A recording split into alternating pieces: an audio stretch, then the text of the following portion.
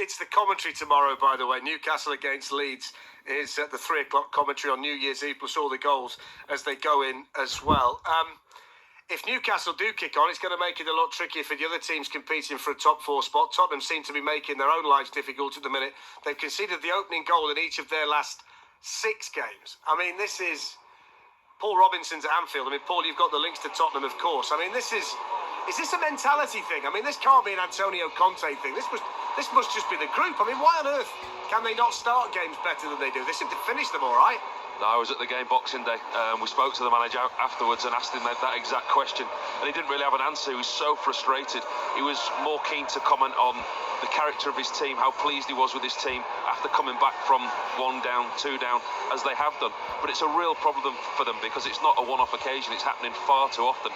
If they're to stay in the top 4, if they're to challenge at the top of the league, they need to sort that out. They can't keep coming from a goal or 2 behind and, climbing the mountains that they're having to do. The final third of the field, they've got so much quality. We know that. We can see the players they've got. The wing-backs and the back 3 are a real problem. They've been the masters of their own downfall. The goals that they conceded against Brentford, the zonal marking from corners was poor. The mistake by Eric Dyer that resulted in the corner. They're really creating their own problems, but they can't continue conceding the way that they are and expect to stay there. Clinton, I'll be amazed if they finish in the top 4, if they keep giving themselves a deficit game after game. And it's not just one most of the time, it's normally 2. I mean, it's mad. If they keep performing like they did at Brentford, they won't make the top 4. They won't even make the top 6, Fletch. I'll put that out there with Tottenham. It's like they give teams head starts, 2-0 head starts, and then half-time they decide they're going to play that. You can't do that against the top teams because they won't let you get back into it. It's been a struggle. It has been a struggle. Defensively, they've struggled big time. If you look at it on the weekend, the back 3, they had no Romero for obvious reasons, and it was Lenglet, I think Tanganga, and Eric Dyer. And Eric Dyer, obviously, at the moment, is not back to the form that got him back into the England squad. So it is a struggle for Tottenham at the moment. You look at Harry Kane and you're thinking, can he produce? Can Son produce? They had no Bentancur, who I think is an outstanding midfield, and Kulusevski's top drawer as well. But they are struggling at the moment. So I do worry for Tottenham. They're a team, I think, that could do business. They're missing Richarlison as well. Yeah, Brownie, why on earth is it that certain clubs have the same problem that just seems to keep coming around and around and around? I look at this Tottenham group, and I've watched Tottenham for decades now.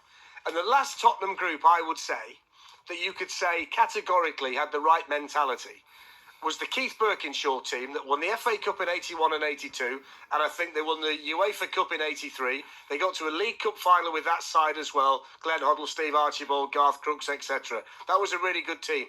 Every incarnation of Tottenham after that have some kind of frailty somewhere, whether it be mental or physical. You've got to go right the way back. And this is a massive football club. Why on earth do they constantly have some kind of big issue that holds them back? I mean, the year they got the chance to win the league against Leicester, they couldn't get over the line then. And when you look at them player for player, that should have been their year. If it's ever going to be their year, that was their year. They couldn't do it. Why is it that they always find something wrong that holds them back? It's mad. It's an interesting question, isn't it? And you look at Antonio Conte, you're thinking the personnel that he has, he should be able to mould them, make them harder to beat, get behind the ball, demanding more from those players.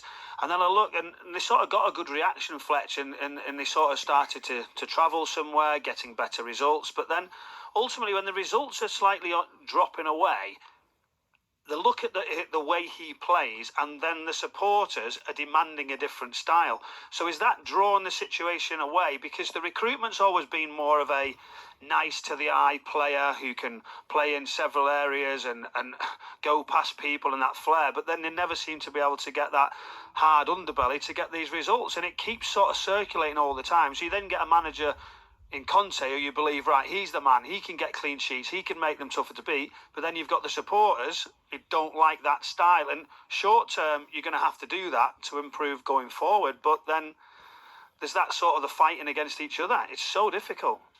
They play against Aston Villa this weekend. It's on Sunday at 2 o'clock. The whole game's on 5 Live. It's part of 5 Live's Premier League Sunday. Unai Emery, the Villa manager, was unbeaten in 3 games against Spurs as the Arsenal boss, so that's not going to be straightforward for them. Kevin Campbell's going to join us after the news. He'd find this conversation